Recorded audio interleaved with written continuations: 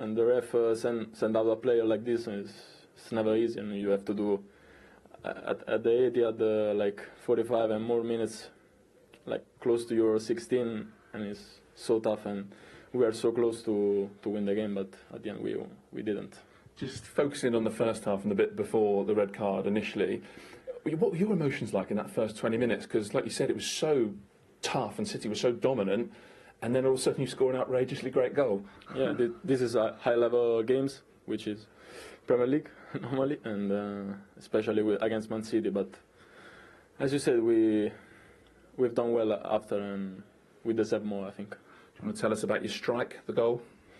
I don't have nothing to say. I think was a really good strike, and I was so happy to have the team. At the end, we haven't won the game, so I'm a bit sad and disappointed, yes, as well. So what was the second half like? You've touched on it a bit already, but how tough is that when you're just stuck really on the edge of your box? They've got an extra man, so you can't get out. How draining is it? Do you find yourself looking up at the clock and it doesn't seem to change?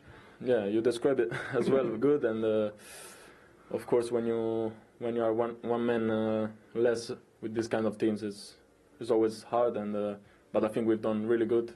Mentally, more than physically, it was really tough for me, and I think for everyone. But we've done it well, I think. Yeah. Did you get a view of the red card? No, not yet, not a replay. But I mean, I don't know. I don't want to say. You don't want to say too much. I don't want to say too much, but referee, for me, they have to do like their job to keep the game like good to watch. But in this kind of actions, they don't have to put themselves too much. You know, for me, for what I think, Leo didn't even hear the whistle. And come on, you have to do your job, no more. And lastly, like big games often do, where there's a lot at stake, it did get kind of spicy, if you know what I mean, yeah. Second half between the two teams. For sure, this is even good, but as I said before, you don't have to do too much on the pitch, and let the guys play, let the teams play, because this is pure spectaculous, you know. Okay. Thank you. Well done. Thank you. Thanks, which was very sort of smart from himself, which really took them off guard, but. Look, Arsenal will take that, but it's a shame. It might really hit them hard going home tonight. Were you confident that moment was always going to come, Micah? No, I didn't think. I thought Arsenal defended really well. I was just thinking, you know, with a short corner when they had the extra Man City, was that going to be the undoing of them? And it was. But Man City will be disappointed in the way they sort of played in that second half. I thought Gabriel and Saliba were unbelievable. To defend like that for 45 minutes in the second half against the best team in the league, it was just remarkable.